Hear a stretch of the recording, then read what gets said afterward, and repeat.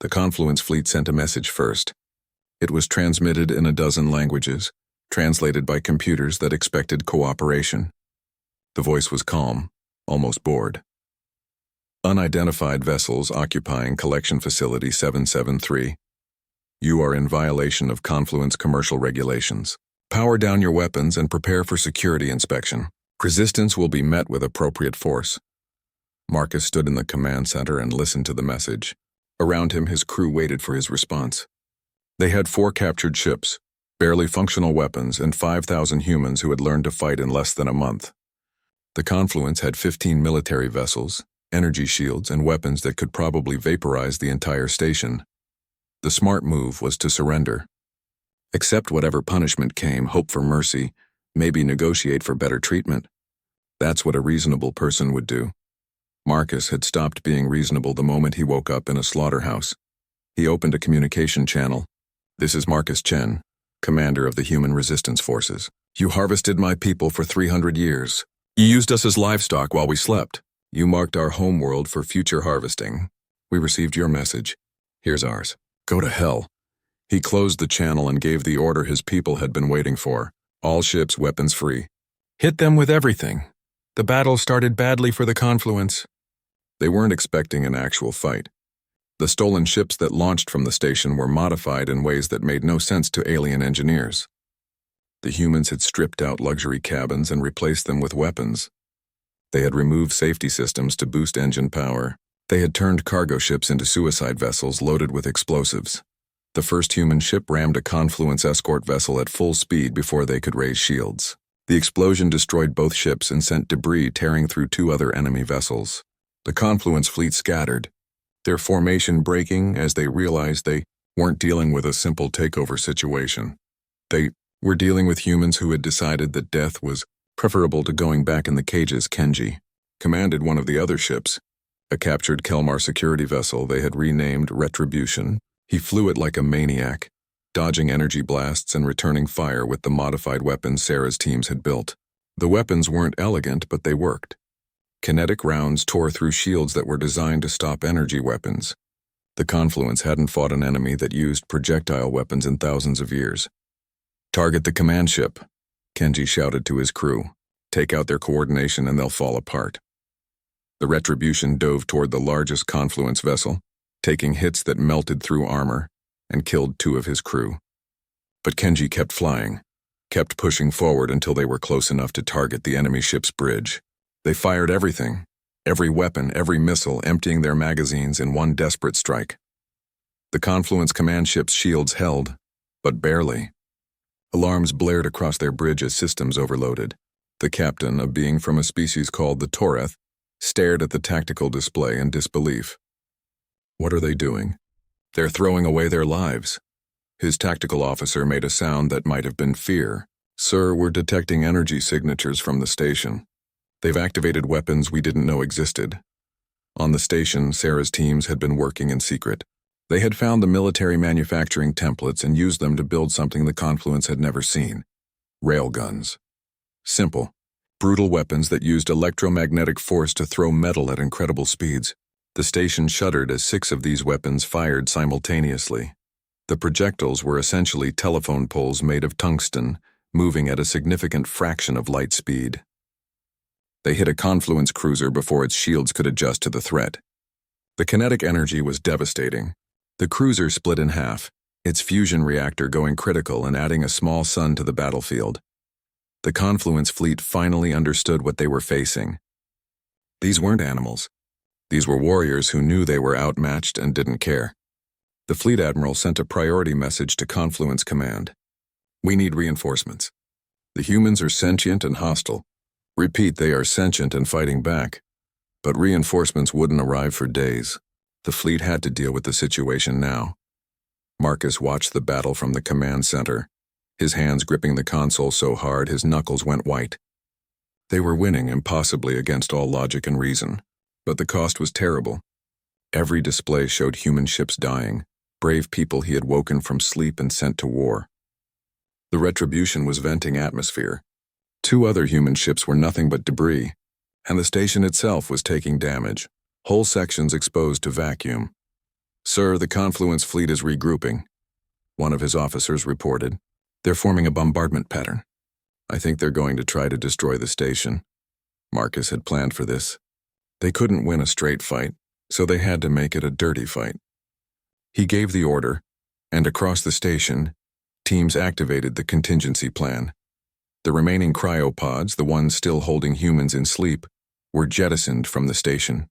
Thousands of pods scattered across space, each one broadcasting a distress signal. The Confluence fleet detected them immediately, and suddenly their tactical situation became complicated. If they destroyed the station, they would kill the livestock they came to recover. If they tried to collect the pods first, they would be vulnerable to attack. And if they ignored the pods, they would be acknowledging that these beings had value, that they were more than just animals. The fleet admiral made a decision he would regret. "Collect the pods. We'll deal with the resistance fighters after we secure the assets." The Confluence ships broke formation, dividing their attention between fighting the human ships and recovering the cryopods. It was exactly what Marcus had hoped for. Divided attention meant vulnerability. James had been waiting for this moment. While the battle raged, he had been working on one final hack. The station was connected to the Confluence network, and that network included the fleet's ships. Military vessels had better security than civilian stations, but in the chaos of battle, with systems overloading and captains focused on survival, there were gaps. James found those gaps and slipped through. He couldn't take control of the ships, but he could cause problems. Environmental systems started failing. Gravity fluctuated wildly. Communication systems broadcast static on all channels. It wasn't enough to win the battle, but it was enough to cause confusion. The Confluence ships started making mistakes. 2 of them collided while trying to avoid debris. Another fired on a friendly vessel whose identification system had been scrambled by James's hack. The humans pressed their advantage, hitting the enemy where they were weakest, retreating when faced with overwhelming force. The battle lasted for 4 hours. When it ended, 7 Confluence ships were destroyed or disabled. The rest retreated to the edge of the system, regrouping and calling for reinforcements. The humans had lost 3 of their 4 ships. The station was heavily damaged, with hundreds dead and critical systems failing, but they had won. Impossibly against an enemy with superior technology and numbers, they had forced the Confluence fleet to withdraw. Marcus walked through the damaged sections of the station, looking at the cost of their victory. Bodies were being recovered, wrapped in whatever material was available, and stored in the frozen sections. These were colonists who had come seeking a peaceful new world and instead died fighting an interstellar empire. Sarah found him in what used to be a medical bay. She was exhausted, covered in blood from treating the wounded. "We saved about 60% of the cryopods," she said. 3,000 pods were recovered by our teams. The Confluence got maybe 500 before they retreated. The rest were damaged or lost, and how many can we wake up? Marcus asked. "Not many. We don't have the resources. The station's life support is failing." She sat down heavily. "Marcus, we won the battle, but we can't stay here. More ships will come, bigger ones, with orders to destroy us completely." Marcus knew she was right. They had proven humans could fight, but they couldn't hold this position. They needed to move, to adapt, to find a new strategy. James arrived with news that made the decision for them. "I've been monitoring the Confluence network. Our message, the one I broadcast, it's causing chaos. Half the species in the Confluence are panicking about Earth, demanding protection or preemptive action. The other half are arguing that humans should be recognized as sentient and negotiations should begin." "And the third option?" Marcus asked. "There is no third option in their culture. They're a bureaucratic civilization. They'll argue about this for months, maybe years, before they decide on action." James smiled tiredly. "We bought Earth time, but not much. Maybe a decade before the Confluence makes a unified decision about what to do with humanity." Marcus gathered his commanders for the final decision. Kenji was there, his arm in a sling from the battle. Sarah was there, still covered in blood. James was there, his eyes red from staring at screens for days. And hundreds of others, the colonists who had become soldiers, were waiting to hear what came next. "We can't stay here," Marcus said. "What does the Confluence do?" The Vex's eyes flickered. "They send a recovery fleet. 20 days wasn't enough time." Marcus knew it from the moment he learned the Confluence fleet was coming. But 20 days was what they had, so they would make it count. The first decision was the hardest. They couldn't wake all 15,000 colonists. The station didn't have enough resources to support that many people, and training everyone for combat would take months they didn't have. So Marcus made the call. They would wake 4,000 more, focusing on people with skills they needed: engineers, soldiers, pilots, doctors, and strategists. The rest would stay in cryosleep until they had somewhere safe to take them. The waking process went faster now. Sarah's medical teams had improved the procedure, reducing recovery time from days to hours. The new colonists came out of their pods angry and ready to fight. 300 years of violation had stripped away any hesitation. These weren't peaceful farmers anymore. They were survivors with a purpose. Marcus divided his forces into specialized teams. Combat units trained constantly in the captured Kelmar ship, learning how alien weapons worked and how to fight in zero gravity. Engineering teams studied the station systems, looking for anything they could weaponize. Intelligence teams interrogated their prisoners, extracting every piece of information about Confluence operations. And then there were the special teams, the ones Marcus was keeping secret even from most of his own people. James led one of these teams. His mission was simple and impossible. He was going to hack into the Confluence's faster-than-light communication network and send a message that would change everything. They had been working on it for 2 weeks, using information from the captured aliens and systems they had barely understood. The network is designed to be secure, James explained to Marcus. Each facility has access to local communications, but the main network is locked down. Only Confluence administrators can send system-wide broadcasts. Can you break through? Marcus asked. James smiled. Can I? No. But the station's AI can if we convince it we are administrators. He pulled up a screen showing lines of code that meant nothing to Marcus. I've been studying how the Vex communicate with the system.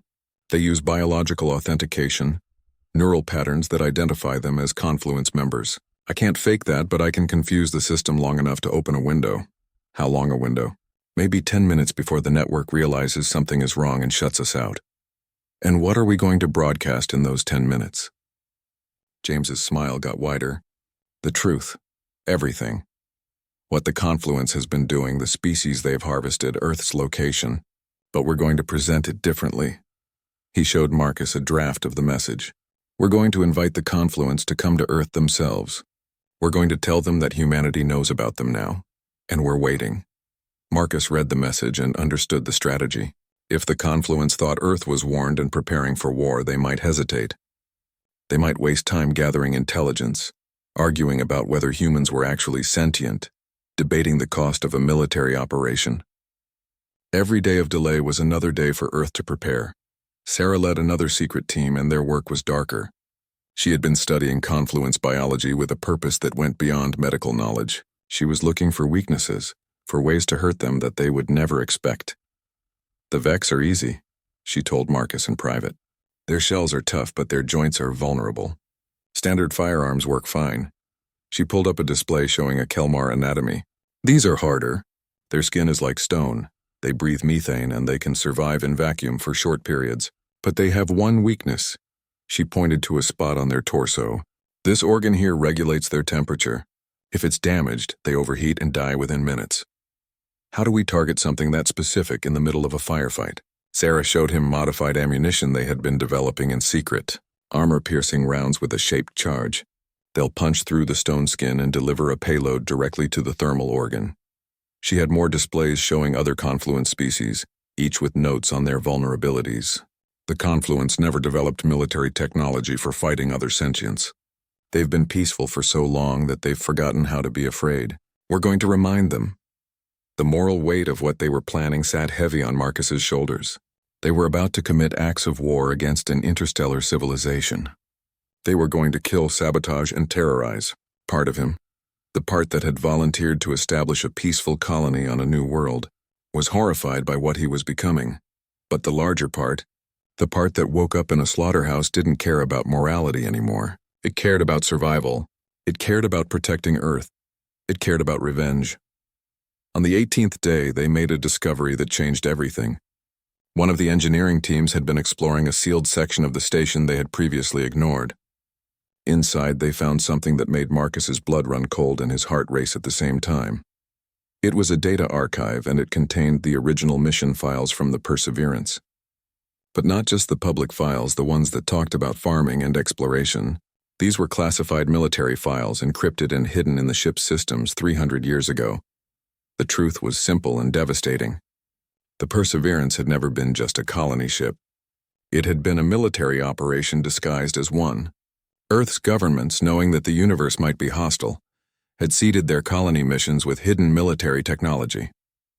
Manufacturing templates for weapons, encrypted combat protocols, even compact nuclear devices designed for asteroid mining but capable of much more. The colonists were supposed to be peaceful, yes, but if they encountered threats, they were supposed to have the tools to defend themselves. The Confluence had captured a sleeper cell without knowing it. Marcus called his commanders together and showed them what they had found.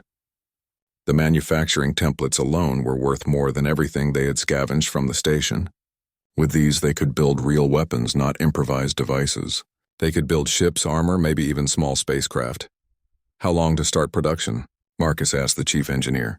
The templates are complete.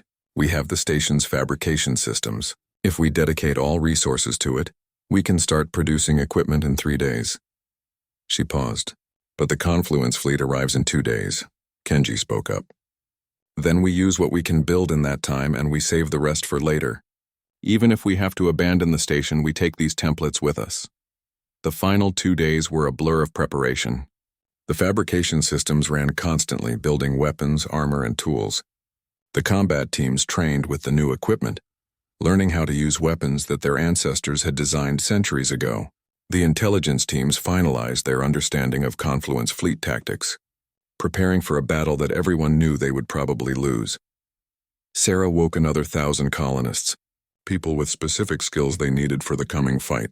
Each new person was given a quick briefing, a weapon, and a position. There was no time for long explanations or emotional processing. The enemy was coming, and everyone had to be ready. James succeeded in hacking the communication network on the night before the fleet's arrival. For exactly 9 minutes and 37 seconds, he broadcast humanity's message across the entire Confluence network. He sent images of the harvesting facilities, testimony from freed prisoners, and detailed scans of Earth's location. And then he sent Marcus's challenge. We are humans. You tried to farm us like animals. That was your mistake. We know where you are now. We're coming for you, and we're not coming to talk. The broadcast ended when the network security finally caught the intrusion and shut them out. But the message was sent. Across hundreds of systems, Confluence species were receiving it, reading it, realizing that one of their livestock species had somehow learned to speak and was declaring war. Marcus wondered what they thought of that. Did they panic? Did they laugh? Did they immediately start preparing their military forces? Or did they form committees to study the problem? He would find out soon enough. Sensors detected the Confluence fleet dropping out of faster-than-light travel at the edge of the system. 15 ships ranging from small escorts to massive capital vessels. It was more firepower than the humans had any right to survive against, but they were going to try anyway. Marcus stood in the station's command center, surrounded by his people. Former colonists who had become soldiers, scientists who had become warriors, humans who had learned to be dangerous. They all looked at him, waiting for orders. All teams to battle stations, Marcus said calmly. The enemy is here. Show them what happens when they try to slaughter humans. Show them what we've become. Across the station, people moved to their positions. In the docking bay, pilots boarded the captured ships they had modified and weaponized. In the weapons batteries, gunners powered up systems they barely understood but had learned to use. In the corridors, soldiers took up defensive positions with weapons that would have made their ancestors proud. The Confluence fleet began its approach, moving confidently toward the station. They were coming to retake their property, to restore their facility to... The alien ship docked with the station at exactly the time Marcus predicted. Through hidden cameras they had set up, the humans watched 3 creatures emerge from the airlock. They moved on 6 legs, their bodies covered in dark blue shells that looked like insect armor. Their heads were triangular with multiple eyes that glowed a soft yellow. Sarah had found information about them in the station's database. They were called the Vex, one of the founding species of the Confluence. They were engineers and technicians, responsible for maintaining the collection facilities. According to the files, they were peaceful traders who hadn't fought a war in over 1,000 years. They were about to learn what war looked like. Marcus watched the Vex move through the corridor toward Section 7. Where the pump had failed, they moved slowly, confidently, completely unaware that 20 humans were positioned along their route. The colonists had spent days preparing for this moment, setting up firing positions, planning escape routes, studying how the aliens moved. Kenji was leading the assault team. He waited until all 3 Vex were in the kill zone, a narrow corridor with no cover. Then he gave the signal. The humans opened fire with weapons they had made from salvaged parts. The guns weren't elegant, but they worked. Solid projectiles tore through the air at high speed. The Vex didn't even have time to understand what was happening. Their shells, designed to protect against industrial accidents, offered no defense against weapons designed to kill. The fight lasted less than 10 seconds. When it was over, 3 Vex lay on the floor, their bodies broken and leaking strange blue fluid. One was still alive, making clicking sounds that might have been speech. Sarah rushed forward with medical supplies. "We need at least one alive," she said. "We need to learn their language, their technology, everything they know." They carried the surviving Vex to a sealed room and treated its wounds. The creature was terrified, its eyes moving wildly, its legs trying to crawl away even though it was too injured to stand. Marcus almost felt sorry for it. "Almost. Can you understand us?" Sarah asked, speaking slowly. The Vex made more clicking sounds. Its body was shaking. James arrived with a device they had taken from one of the dead aliens. It looked like a communications unit.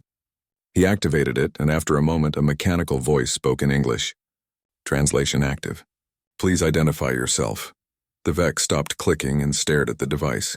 Then it spoke, and the translator converted its words. "You are the livestock. You cannot be sentient." "This is not possible." Marcus knelt down so he was at the creature's eye level. "We are humans. We are very sentient, and you made a big mistake when you decided to farm us." The Vex's eyes went dark for a moment, then brightened again. "The facility will send more inspectors. Security forces. You cannot win." "Maybe," Marcus said, "but we don't need to win. We just need to hurt you badly enough that the Confluence thinks twice before coming to Earth." He stood up. "You're going to tell us everything. How your technology works, where the other facilities are, where your homeworlds are located, everything." The Vex refused to speak for 6 hours. Then Sarah showed it the medical data from the human cryopods, showing exactly what had been done to them for 300 years. She explained in detail what it felt like to wake up and discover you had been used as livestock, that your body had been violated thousands of times while you slept. The Vex started talking after that. Over the next 5 days, they learned more about the Confluence than Marcus had dared to hope. The organization was huge, spanning 23 species across hundreds of systems. But it wasn't a military force. It was a business, a corporate entity that had grown rich by harvesting pre-sentient species. They had technology, ships, and resources, but they hadn't fought a real war in millennia. They had no idea how to deal with an enemy that fought back. The humans also learned about the station's computer systems. With the Vex's help, James accessed deeper levels of the network. What he found was both terrifying and useful. The station was connected to a faster-than-light communication network that linked all 17 facilities in the sector. Supply ships traveled between them regularly, carrying harvested materials to various customer species. "This network is our way out," James explained to Marcus. "If we can take full control of the station, we can use it as a base. We can hit other facilities, free other species, steal ships and technology." Marcus looked at the network map. 17 facilities, each one holding thousands of beings like cattle. It made him sick and angry at the same time. "We can't save everyone. There are too many." "No," Sarah agreed. "But we can save some. And more importantly, we can send a message. We can show the Confluence that humans are not prey." They began waking more colonists, 100 at a time now, as fast as the life support could handle. Each group was told the truth, given time to process their rage, then integrated into the growing force. Some wanted to fight immediately. Others needed more time, but eventually everyone found their role. Engineers learned to operate alien machinery. Doctors studied Confluence biology, looking for weaknesses. Soldiers trained constantly, preparing for the battles they knew were coming. Even the colonists who had no combat experience found ways to help, managing resources, planning logistics, turning the station into a fortress. Marcus walked through the converted sections and saw his people working. A farmer from Iowa was rewiring an alien power system. A teacher from Brazil was programming combat drones using code she had learned in 3 weeks. An elderly artist was designing psychological warfare propaganda to broadcast to confluent species. Humanity was adapting. It was what they did best. On the 15th day after capturing the Vex, sensors detected another ship approaching. This one was bigger, a security vessel carrying what the database called an enforcement team. 20 armed guards were coming to investigate why the inspection team never reported back. Marcus called his commanders together. They now had 200 trained fighters and another 300 colonists who could handle weapons. The odds were better but still dangerous. "This is different from the ambush," Kenji said. "These guards will be armed and ready for trouble." Marcus nodded. "Then we don't meet them in the corridors. We let them board, let them spread out searching for us, and we hit them in small groups. Classic guerrilla tactics." Sarah had been studying the station's environmental controls. "I have another idea," she said. "The Vex told me these guards are from a species called the Kelmar. They're methane breathers, not oxygen breathers like us. If we vent the methane from certain sections and flood them with oxygen, we can control where they can and can't go." James grinned. "We turn the station into a maze that only we can navigate." "I like it." They spent the next day preparing. The humans sealed themselves in oxygen-rich sections. They vented methane from the main corridors and replaced it with Earth-normal atmosphere. They set up ambush points and fallback positions. They prepared medical stations for their own wounded and holding cells for prisoners. When the Kelmar ship docked, Marcus was ready. He watched through cameras as 20 armored figures entered the station. They were big, maybe 8 feet tall, with 4 arms and skin that looked like gray stone. They carried weapons that hummed with energy, some kind of advanced technology that the humans had never seen before. The Kelmar moved through the corridors in formation, professional and alert. They were checking each section methodically, looking for the missing inspection team. Then they reached the first area where the atmosphere had been changed. Their instruments started flashing warnings. One of the Kelmar spoke in a deep, rumbling voice. The translator converted it. "The atmosphere is wrong. This section has been compromised. Full alert status. They tried to proceed, but their equipment was designed for methane environments. The oxygen was interfering with their sensors, their communications, even their breathing apparatus. They were forced to slow down to stay grouped together for safety. That was when Kenji's team hit them. Humans appeared from concealed positions, firing weapons and then disappearing into the station's maze of corridors.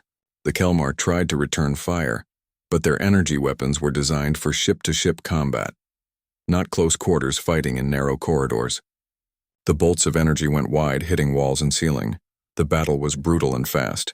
The humans used hit-and-run tactics, never staying in one place long enough to become targets. They led the Kelmar deeper into the station, separating them into smaller groups, picking them off one by one. The aliens had better weapons and armor, but the humans had home field advantage and 300 years of anger driving them forward. After 2 hours, it was over. 14 Kelmar were dead, 6 were captured, their armor damaged, their weapons taken. The humans had lost 5 people with another 12 wounded. It hurt, but they had won. Marcus stood in the docking bay looking at the captured Kelmar security ship. It was a real military vessel with weapons, shields, and a faster-than-light drive. With this ship, they weren't trapped anymore. They could leave the station, strike at other facilities, maybe even reach Earth. But something the Vex had said was bothering him. He found the captured alien in its cell and asked the question that had been growing in his mind. What happens when a facility goes dark? The alien computer system was asking them to replace a fluid pump in Section 7. Marcus stood in front of the screen, pretending to study the repair instructions written in symbols he was learning to read. Behind him, Sarah and James were actually doing something very different. They had spent 5 days learning how the facility worked. 5 days of pretending to be cooperative while they mapped every corridor, every system, every weakness. The alien technology was advanced, but it was old. Everything was automated, running on programs that hadn't been updated in centuries. The facility didn't even know it was supposed to guard against waking humans. Why would it? The creatures that built this place thought humans were simple animals, barely smarter than the other species stored here. The AI treated them like maintenance drones, not threats. That mistake was going to cost them everything. Marcus walked toward Section 7 with a toolbox in his hand. Inside the toolbox were not repair tools but samples he had been collecting. Pieces of the alien technology, wiring, computer chips, anything he could take without triggering alarms. Behind him, 2 of the engineers followed, carrying their own hidden cargo. They reached Section 7 and found what they were looking for. The fluid pump was part of the life support system for 3,000 cryopods. Humans were inside those pods, still sleeping, still being harvested every 30 days. The pump was failing, and if it stopped completely, those people would die. Marcus opened the panel and looked at the machinery inside. It was beautiful in a terrible way, a mix of biological and mechanical parts working together. He could fix this easily, but he wasn't going to. "Hand me the modified coupler," he said loudly, knowing the facility's sensors were listening. One of the engineers gave him a part they had made in secret. It looked like the right component, but it had been altered.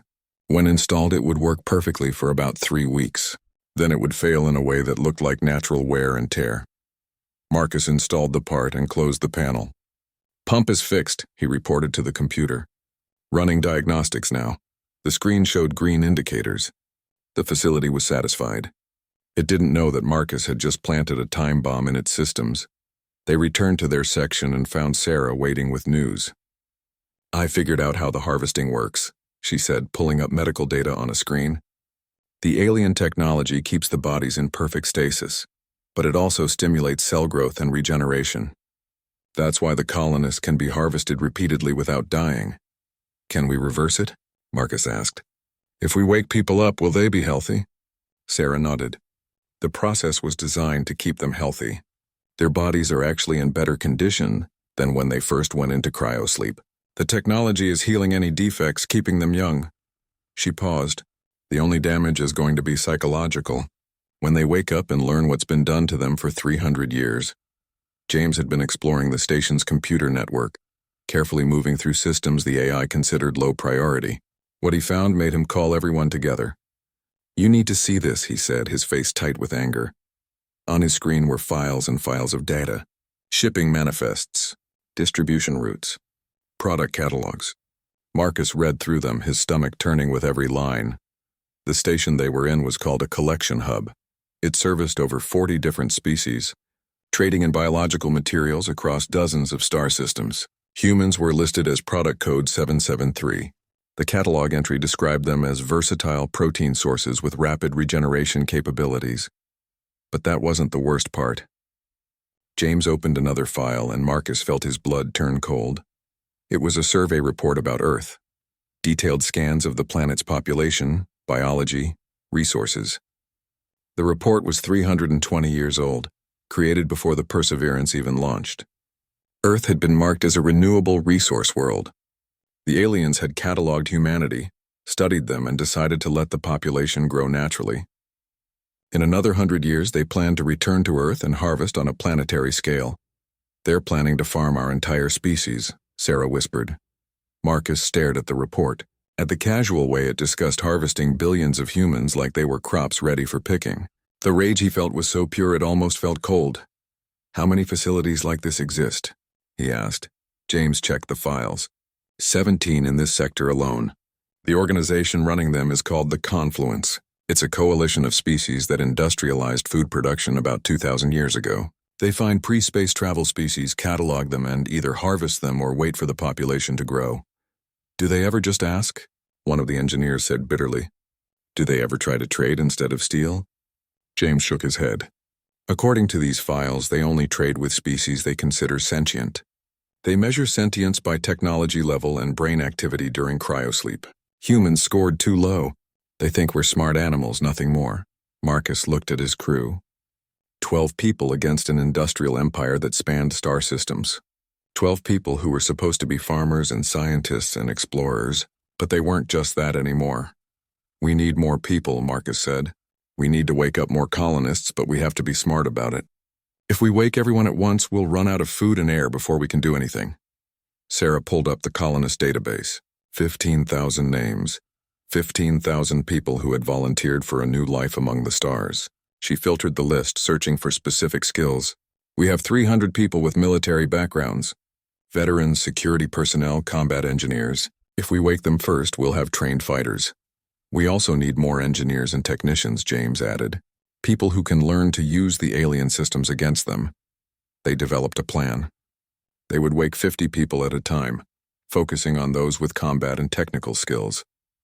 Each group would be given time to recover, learn the situation, and train. They would use the facility's own fabrication equipment to make weapons and tools, hiding everything from the AI by disguising their activities as legitimate repairs. It took 3 weeks to wake the first group. 50 men and women came out of their pods confused and weak. Marcus watched as Sarah explained what happened to them, where they were, what had been done to their bodies for 3 centuries. He watched their faces change from confusion to disbelief to rage. A former Marine named Kenji was the first to speak. You're telling me we're in an alien slaughterhouse and they've been using us as food for 300 years? Yes, Marcus said simply. Kenji looked around at the facility, at the machines, at the pods still holding thousands of sleeping humans. What's the plan? We take over this station, Marcus said. We learn to use their technology. Then we find out where the confluence is and we make them regret ever hearing about Earth. Kenji smiled, and it wasn't a nice smile. I'm in. We all are. The awakened colonists adapted faster than Marcus expected. Anger was an excellent teacher. Within days, they were running training exercises in the empty sections of the station. They learned to fight in zero gravity, to move silently through the alien corridors, to turn every piece of equipment into a potential weapon. The facility's AI noticed nothing wrong. As far as it knew, the humans were repairing systems and staying in their designated areas. It didn't understand that it was watching an army being born. On the 32nd day after their awakening, Marcus stood in front of a screen showing the station's detection grid. In 4 hours, something was going to happen. His sabotaged pump was going to fail, and the facility would send an inspection team to investigate. The aliens were finally going to send living beings to the station, and the humans would be waiting for them. Marcus Chen's eyes opened to darkness and the taste of metal in his mouth. His body felt heavy, like someone had filled his veins with cold sand. The cryopod hissed as it released him, and bright white lights burned his vision. He tried to remember where he was, what year it was, why everything felt so wrong. The ship. The colony ship Perseverance. They were supposed to reach New Terra. 300 years of sleep, then wake up to a new world. Marcus pushed himself out of the pod and fell immediately. His legs didn't work right. His hands slapped against the floor, and he felt something wet and sticky. When his eyes finally focused, he saw the floor was covered in a thin layer of something dark. It smelled like copper and cleaning chemicals mixed together. Around him, other pods were opening.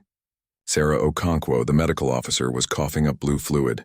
James Rodriguez, their pilot, was on his hands and knees shaking. 10 others were waking up in the same room. They all looked confused and sick. Status report, Marcus tried to say, but his voice came out as a croak. He swallowed and tried again. Someone talk to me. Where are we? Sarah was the first to stand. She moved to a wall panel and pressed buttons with shaking fingers. The screen flickered on, showing data that made no sense. This isn't right, she said. This panel has been modified. The language. It's not any human language I know. James finally got to his feet and stumbled to a window. What he saw made him stop breathing for a moment. You all need to see this. They gathered at the window, 12 confused humans looking out at something impossible. Their ship, the Perseverance, was inside something much bigger. The walls around them were made of a strange blue metal that seemed to pulse with light. Tubes and cables ran everywhere, some of them glowing with colors that hurt to look at. And in the distance, through the maze of metal and light, they could see other sections. Hundreds of them. Maybe thousands. Each section held pods. Human cryopods. Their pods. How many people did we bring? Sarah asked quietly. 15,000, Marcus answered. We were supposed to establish the first colony on New Terra. His stomach twisted as he looked at the rows and rows of pods stretching into the darkness. But this doesn't look like New Terra. They spent the next hour exploring the section they were in. The ship had been changed.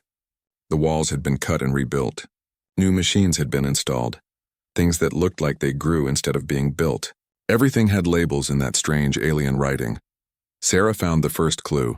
She was examining one of the cryopods that still held a sleeping colonist inside. Look at this, she said, pointing to a machine attached to the pod. This wasn't part of our original equipment. Marcus looked closer. The machine had tubes that went into the pod, into the person inside. And it was collecting something. A red liquid filled a container beneath the pod, drop by drop. "Is that blood?" James asked. Sarah checked the readings on the pod's monitor. Her face went pale. "It's not just blood. This machine is extracting all kinds of biological material, tissue samples, stem cells, bone marrow." She looked at the other pods in the room.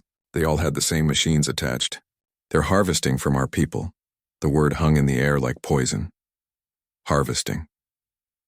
Marcus forced himself to think like a soldier, not like a man who just realized his species might be livestock.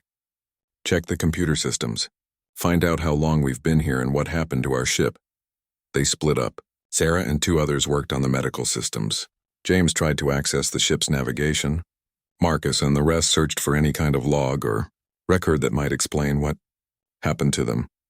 It took 3 hours to piece together the truth. The Perseverance had been intercepted 287 years ago, only 13 years after leaving Earth. Something had pulled their ship off course and brought it here.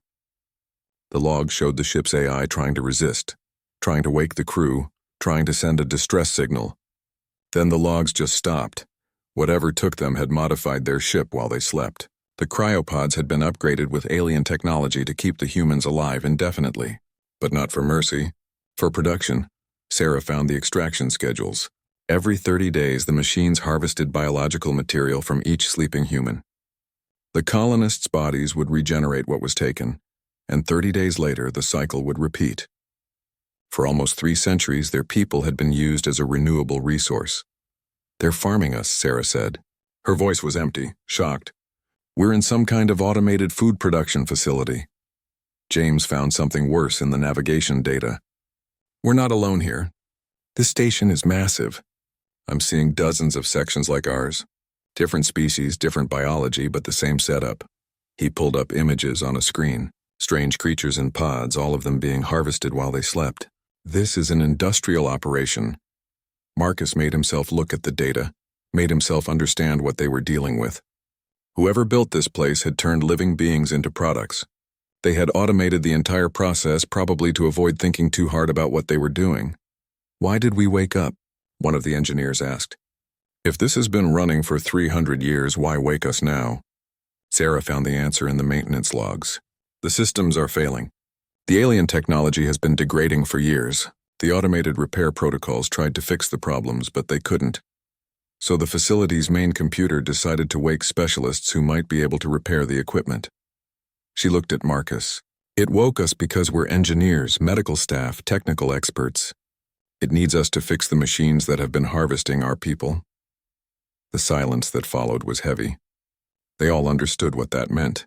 They could repair the systems and save the 15,000 humans still sleeping in their pods. But they would be helping their captors, making sure the harvesting could continue, or they could refuse and watch everyone die when the life support finally failed. Marcus looked at his crew, at these 11 people who had been chosen to lead a colony on a new world. They looked back at him, waiting for orders, waiting for someone to tell them what to do in a situation that should be impossible. "We're not fixing their machines," Marcus said quietly. "We're going to break them. All of them. And then we're going to find whoever did this to us." He looked out the window at the thousands of pods holding his people. "But first, we wake everyone up. We're not cattle. We're humans, and we're going to remind the universe what that means." Sarah nodded slowly. James cracked his knuckles. The others stood straighter, something hard forming in their eyes. They had gone to sleep as colonists, peaceful explorers looking for a new home. But 300 years in a slaughterhouse had changed what they needed to become. They were survivors now, and they were angry. The lights in the facility continued to pulse, unaware that something had just changed. The livestock had woken up and realized they had teeth,